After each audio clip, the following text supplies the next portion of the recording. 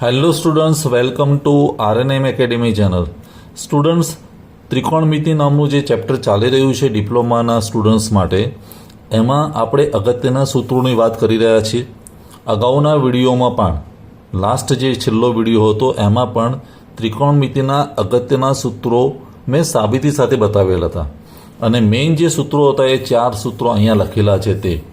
અને આ 4 સૂત્રોને તમે દાખલાઓ માટે સરળતાથી યાદ પણ રાખી શકો એમ છો.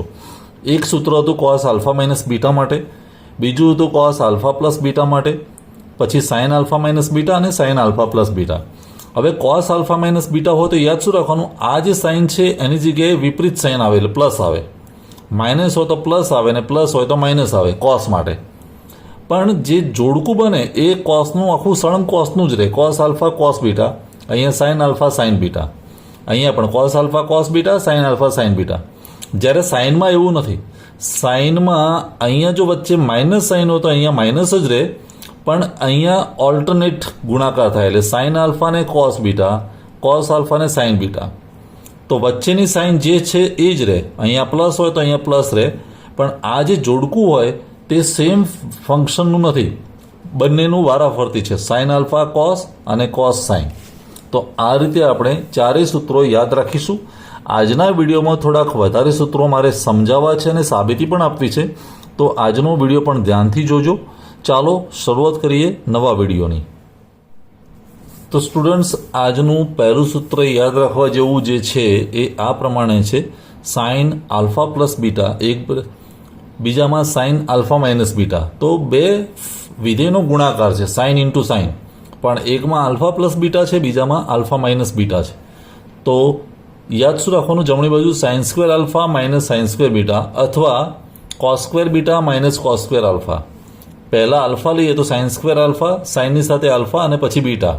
પણ કોસ લઈએ તો પહેલાં બીટા અને પછી આલ્ફા. તો આવું સાબિત પણ કરવાનું ઘણીવાર પૂછી શકાય. તો આપણે સાબિતી પણ આની જોઈએ છે કે આ સૂત્રનું આ બંને સ્વરૂપ કઈ રીતે આવે તે.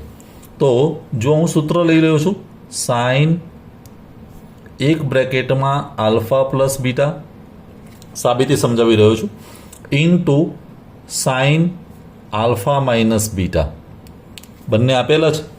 હવે સાઇન આલ્ફા પ્લસ બીટા એટલે તો આપણે સૂત્ર હમણાં જોયું હતું, તે વિડીયોની શરૂઆતમાં મેં તમને કહ્યું એ 4 સૂત્રો આપણે યાદ રાખીએ છીએ. તે સાઇન આલ્ફા પ્લસ બીટા, તો જો આ સૂત્ર છે સાઇન આલ્ફા પ્લસ બીટા. તો શું લખી શકાય, sign alpha cos beta plus cos alpha sign beta.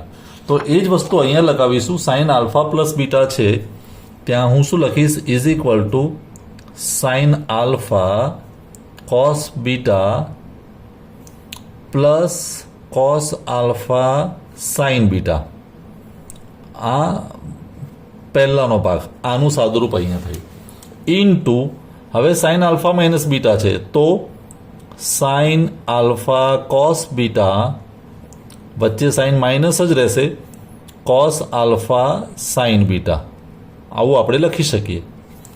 પહેલા ભાગનું એક્સપાન્શન અહીંયા થયું, બીજા ભાગનું એક્સપાન્શન અહીંયા થયું. હવે તમે અહીંયા જુઓ તો આ અને આ ભાગ સરખો છે, બીજો ભાગ પણ બંનેમાં સરખો છે, એકમાં પ્લસ છે અને બીજામાં માઇનસ છે. તમે બીજગણિત ભણી ચૂક્યા છો, a plus B a minus B, તો a square minus B square થાય. તો અહીંયા પહેલા ભાગનો સ્ક્વેર માઇનસ બીજા ભાગનો સ્ક્વેર. તો હું શું લખી શકું અહીંયા, is equal to sine alpha cos બીટાનો square minus cos alpha sine બીટાનો સ્ક્વેર. આવું લખી શકાય. હવે ઇઝ ઇક્વલ ટુ હું બ્રેકેટ છોડી દઉં તો sine square alpha cos square beta. જુઓ સાબિતી કઈ રીતે આપવાની છે, sine square alpha cos square beta minus અહીંયા cos square alpha sine square beta.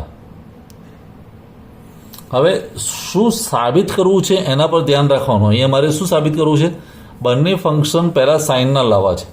તો હું સાઇન સ્ક્વેર આલ્ફાને ડિસ્ટર્બ નહીં કરું, પણ જ્યાં કોસ સ્ક્વેર બીટા છે એને બદલી દઈશ. એવી રીતે અહીંયા સાઇન સ્ક્વેર બીટાને ડિસ્ટર્બ નહીં કરું, પણ કોસ સ્ક્વેર આલ્ફાને બદલી દઈશ. તો જો શું કરું છું, sign square alpha as it is, પણ કોસ સ્ક્વેર બીટાની જગ્યાએ હું શું લખી શકું, 1 minus sine square beta.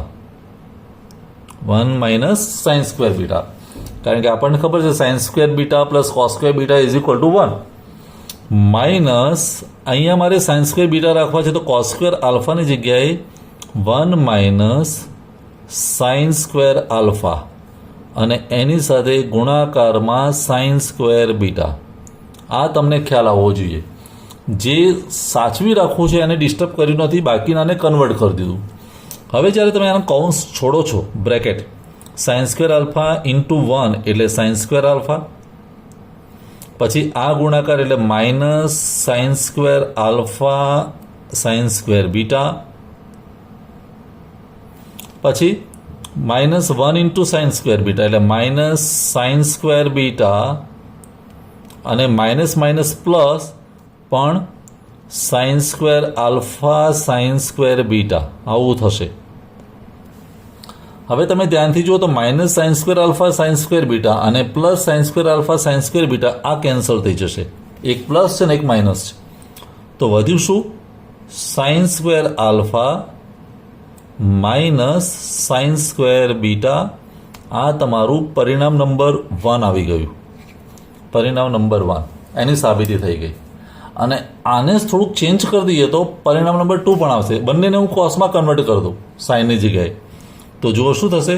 Sign square alpha એટલે 1 માઇનસ કોસ સ્ક્વેર આલ્ફા કહેવાય, માઇનસ સાઇન સ્ક્વેર બીટા એટલે 1 માઇનસ કોસ સ્ક્વેર બીટા કહેવાય.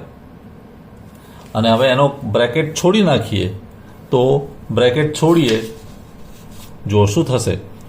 Is equal two 1 minus cos square alpha -1 plus cos square beta.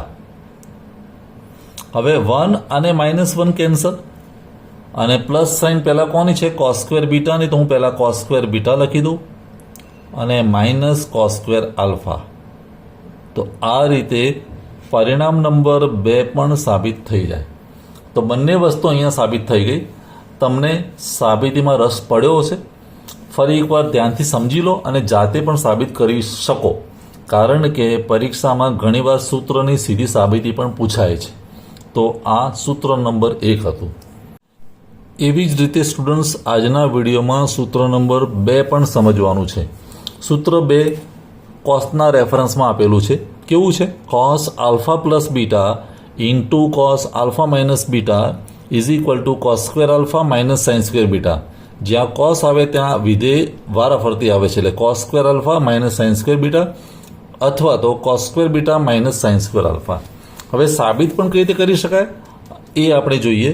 પહેલાં હું વિધેય લખી દઉં છું. જે ફંક્શન છે તે ત્રિકોણમિતિય કોસ આલ્ફા પ્લસ બીટા અને એની સાથે ગુણાકારમાં કોસ આલ્ફા માઇનસ બીટા. હવે આપણે ઓરિજિનલ સૂત્રને યાદ કરીએ કે કોસ આલ્ફા પ્લસ બીટા હોય તો શું લખી શકાય? તો જુઓ, કોસ આલ્ફા પ્લસ બીટા હોય તો કોસ આલ્ફા કોસ બીટા, બંને કોસ સાથે આવે પણ પ્લસની જગ્યાએ માઇનસ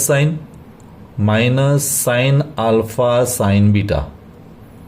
આ પહેલા પાર્ટ માટે મેં લખ્યું.